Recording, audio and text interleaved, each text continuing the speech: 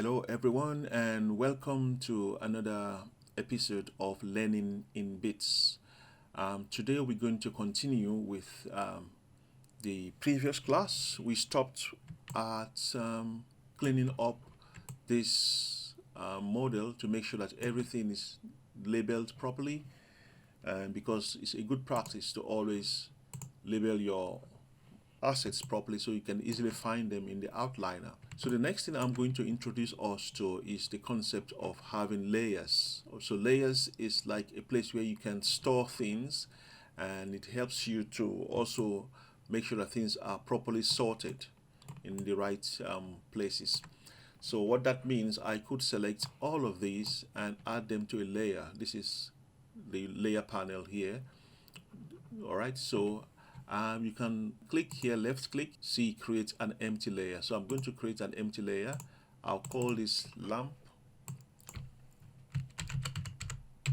but then this is not yet added into the selection. So with everything selected here, I could right click and say add selected objects. So now this layer contains all of these assets here. So you can see I can change the visibility, I can toggle it off and on. Now this is very useful because, like I said, at some point your scene or work area is going to be very crowded, and you want to make sure that you keep tab of things by putting them in layers. Alright, so what I want to do here is firstly introduce you to the concept of parenting, because there's so many ways we could rig this lamp. So I'll select everything here. I'll do Control G or Command G, which is going to help me group everything. So I'll call this lamp 1. The reason why I'm calling this lamp 1 is because I want to make a copy of the group, because I want to show you a couple of approaches to rigging. So I'm going to duplicate that with my Command or Control D. Alright, so I'm going to move that selection out. So like I said, it's a good practice to keep tab of things. So I'm going to put this in a separate layer so that I can keep tab of each of the lamps. Okay, so I've added the duplicate lamp into lamp 3, and I'm going to add this one into lamp layer.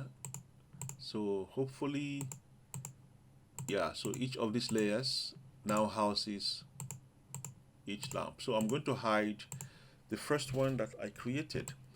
Now I'm going to introduce you to the concept of parenting, which is quite easy to understand.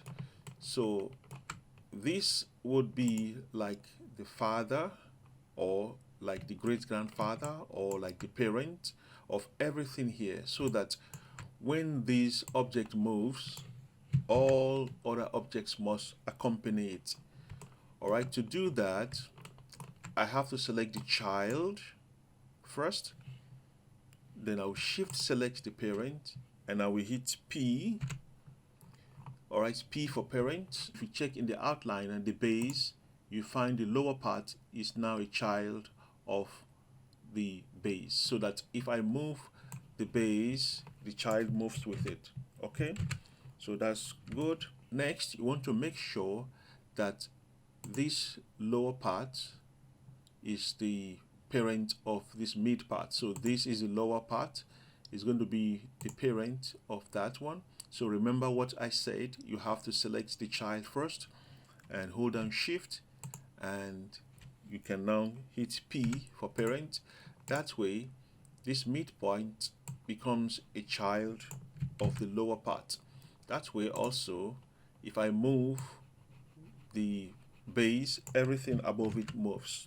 Okay, next thing you want to do is go through the same process. Select that upper part or the higher part, and I'm just going to zoom in, and if I shift select this mid, I can hit P so that this mid is able to control that one. Same process, you can guess what I'll do next. Select the child, hold on shift, select the parent and hit P. Okay, select the child, select the parent and hit P. I think I should first add the bulb, which is going to be a child of the cover, and I will hit P, and then I can select that and hold down Shift, select the head, and I will hit P. Now if you notice in my outliner that the base is now the parent of everything, which is what we wanted originally. And also this, if I rotate this side to side, I should be able to rotate everything above it. Same process, if I rotate this, I should be able to rotate everything above it. And also if I rotate this one, I should be able to rotate everything including the bulb inside.